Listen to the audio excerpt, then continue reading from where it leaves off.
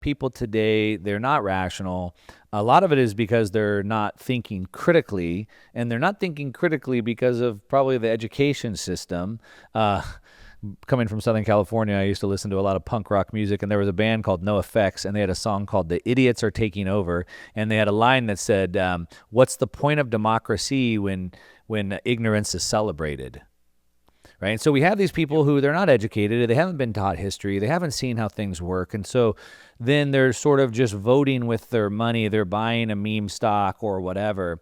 And one thing that I'm seeing that I'd love your take on is that I can't say I'm shocked by it, but there's this enormous, seems to be swing towards socialism today, and we're seeing it all across the world, and it's been creepy, and that's why I'm not surprised by it, but I am surprised that one of the biggest cities in the world, in New York City, elected a well-known socialist, and not just a socialist, that's the key piece, but I think he's like 32 years old. He's never run a business. He has no success, and like, how would you elect someone who's never even ran a business to run one of the biggest economies in the world on a socialist program? Well, the reality is that we live in this mixed economy. We live in an economy that has elements of freedom and elements of capitalism and a lot of controls, a lot of socialism, right? A lot of statism.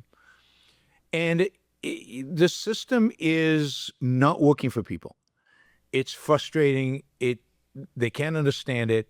They feel like they're being screwed by it. The cost of housing, for example, which is easily fixable, even in California, by increasing supply, by reducing regulations, by reducing zoning, by eliminating government controls. But nobody actually is going to advocate for that, particularly if you own a home in California. You have an interest in houses going up. You don't want competition. You don't want other homes being built. So people are frustrated, and they really hate the status quo. And the reality is that this mixture of statism and capitalism is not stable.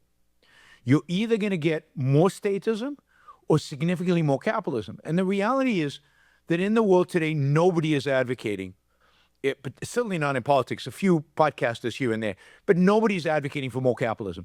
Certainly nobody's advocating for a purely capitalist system, for a laissez-faire capitalism, which is the cure for all our, economic ills. So people are out there, they're trying to understand the world.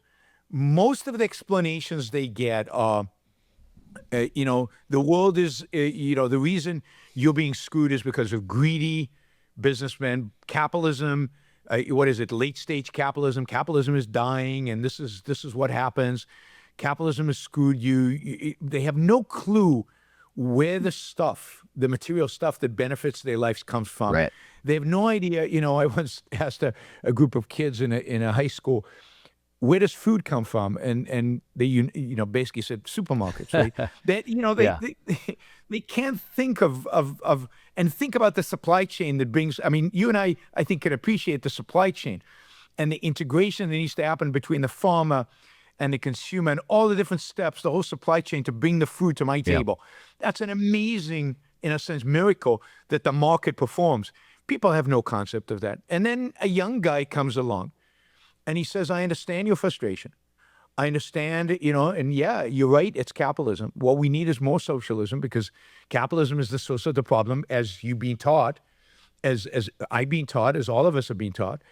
And I'm gonna do something new. I'm gonna change the system. It's gonna be fresh. It's gonna be exciting. He puts out some TikTok videos with him bouncing around the place, and I think a lot of people go for it. And I think that's generally, I think it's why Donald Trump got elected. People are fed up with the status quo. They're fed up with the system as it is, and they're willing to take risks and break stuff in order to shift. And the shifts are in the wrong direction, I think, pretty much uniformly across the board. But they want change. They want to shift away. And it's only when they get poorer as a consequence of the shift that maybe they'll realize that they're going in the wrong direction. And look, the other thing is Mamdani faced opposition. I mean, who ran against him? A completely corrupt status quo, somebody who harassed women who got away with it, guy from upstate, from New York, who could get excited about this Como guy when you've got this young, hip, exciting guy who wants to make real changes. Luckily, Mayor of New York has very little power, so he can't do too much damage, but he can do some. Yeah. So is that a function of, I mean, so I said back to the beginning, is that a function of the education system? Like they just haven't shown people? It's a function of two things. It's a function of educational system, and it's a function of philosophy. It's a function of ideas, the ideas that exist in our culture. And the two are related. So our educational system is being corrupted, was corrupted a long time ago, and has only gotten worse. And it was corrupted by John Dewey and the whole progressive education movement that basically believed that education is primarily to socialize and to cultivate emotion, cultivate you as a human being, as a feeling being, not as a rational being. And that has gotten worse. And the left over the last 30 years, as the kind of hippies of the 60s matured and matured is the wrong word, but, became the professors at the universities and became the teachers in the schools, they brought this postmodernist, subjectivist, emotionalist ideology to the forefront. So things have gotten a lot worse in the last few years. And the consequence of that in the last few decades, and the consequence of that is the kids don't know history. They have no clue what socialism is. They have no clue what socialism did. They have no clue what the consequences of socialism. But more importantly, and this is across the board, even in places where they're not pro-socialism, they don't understand capitalism. They have no clue how the West became rich. They don't understand the source of that wealth. They don't understand the role of an entrepreneur. They don't understand the role of freedom, the role of reason and rationality as the source of all wealth. They're completely clueless about these ideas because nobody's taught them. And then if you look philosophically, the dominant philosophies are either a kind of a leftist postmodern subjectivism or religion. Now, neither one of those are based on reason. Neither one of those are teaching rationality and reason. You're teaching either revelation or emotion. And that's what kids are offered today, and that's what philosophy has to offer to them today. And the philosophers in the universities are talking mumbo jumbo. Nobody can understand them anyway.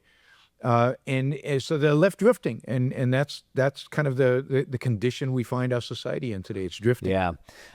Have you seen that show on Prime? I don't know if you even watch TV, but on Amazon Prime they have a show, or it's on Paramount, Landman, and it's like West Texas Oil, whatever, and it's like a spinoff of whatever the other show, Yellowstone or whatever. Anyway, the premise it's West Texas and it's all oil drilling, whatever, right? But I mean, they show these guys like on these oil rigs, and I mean, it's dangerous, and they are busting their asses, and they are working hard, and like I would never want to do that job, and like people are losing an arm, and there's people dying. It's like it shows like how hard and dangerous it is, but like.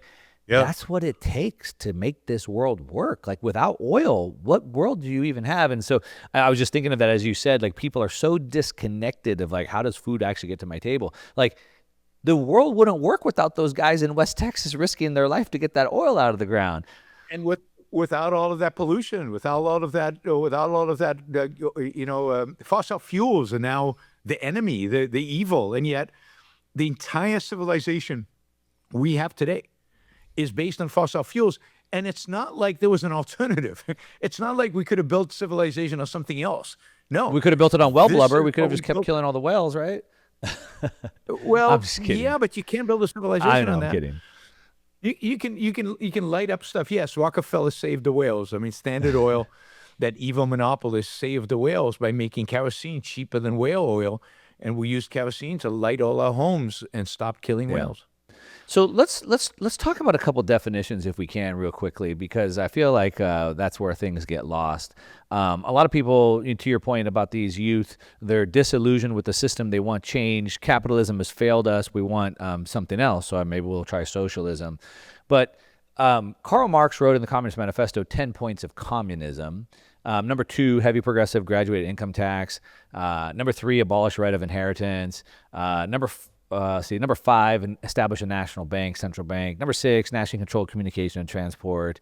Number number 8, agricultural armies. Number 9 or number 10, like free and public education. So like that sort of sounds like 7 of the 10 points are like what we have in the United States. So like, are we in capitalism, or what system are we in? Or are we in communism? No, we're in a mixed economy. We've got some of both, right? We've got all those things, but we've also got some private property. You can go to the mall and buy stuff. It's your choice. Nobody's got a gun to your head. Couldn't do that in the Soviet Union. So we've got some freedom. We've got a lot of regulations and controls and taxes and restrictions. And this is why I call the system we have today mixed economy. And the danger is when you call it capitalism and then it fails, capitalism gets the blame. We saw that in 2008. 2008, when the financial crisis happened, all the headlines were capitalism failed. All over the world, capitalism failed. And I was like, I remember I was on TV and I was saying, no, we don't have capitalism. Right. It's not like yesterday we had capitalism. What's failed is the regulatory state. What's failed is the mixed economy. If we had more capitalism, the likelihood of failure would be smaller, not greater. The more statism we embrace, you either fail more or you stagnate or you get poorer, right? So nothing good comes from more state intervention. Nothing good comes from more regulations and controls of our lives. And the sad thing is that capitalism has been blamed for all the problems in the world.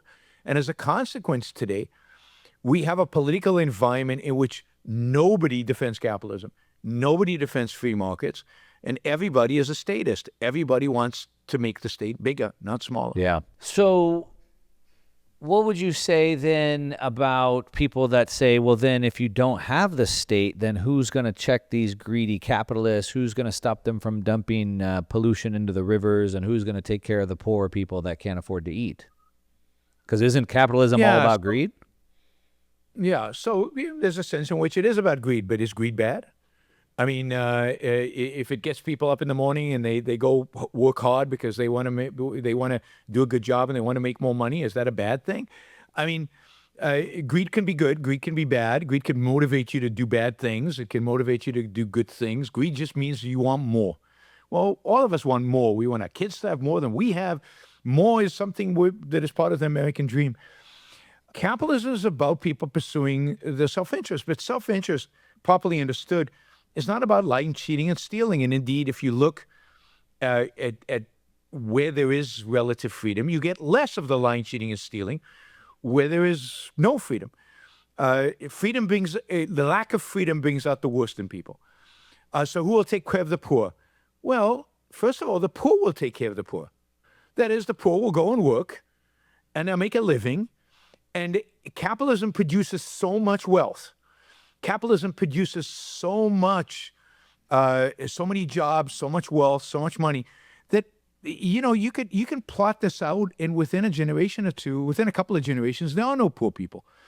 If everybody is willing to work hard and invest, and if everybody's willing to be productive, then poverty goes away just by the sheer fact that everybody's working. Capitalism is a poverty destroyer.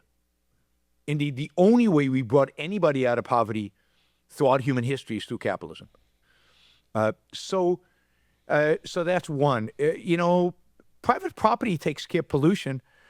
You can't dump your garbage in my backyard. Well, if I own the lake, and I know it's hard for people to get their head around a private person owning a lake, but imagine if private people owned the lakes and the rivers, which they did in the 19th century in America before the state came in and took it all control over it. Then you can't drop your pollution into my lake. And if I'm downstream from you and you pollute upstream and I'm using the water downstream, then I'll sue you and stop you from doing it because it's property rights. So property rights take care of almost all the pollution problems, all those issues, if we take capitalism seriously and we assign property rights to everything. And that's what capitalism really means. It means the government doesn't own anything. We as individuals own stuff. That property rights are assigned to pretty much everything. And we settle disputes between us through contracts and through a legal system. And So yes, I get all these questions. What about monopolies? What about this? What about that? The reality is that there's answers to all of that. There's a robust literature in economics that answers all the objections to free markets. Is it almost like it's always somewhat of a spectrum, though, right? It's like we've never tried real socialism, they tell us, but maybe we've never really tried pure capitalism either. Is it always somewhat of a spectrum? Well, we've never really tried capitalism, but this is the difference between never really tried capitalism, never really tried socialism. The closer we get to a socialist ideal, the more people die. The more they starve, the more poor we get. The closer we get to a capitalist ideal, I'd say 1870 to 1914 in the United States, Hong Kong in the 20th century, the richer we get, the more prosperous we are, and the more immigrants we get. You know why we get so many immigrants? Because they want a part of it. Like, people escape socialism, and people run towards more capitalist places. So it is a spectrum, but that doesn't change the fact that capitalism is an ideal that one should strive towards. The closer you get to purely capitalist society that maybe one day will exist, the better off you're going to be. Even the fewer poor people there will be, the more rich people there will be, the more wealth there will be generally in your society. Hey, if you like this short conversation I just had, you're going to love the full-length conversation. Don't miss it. You can go ahead and click right over here, and I'll see you over there.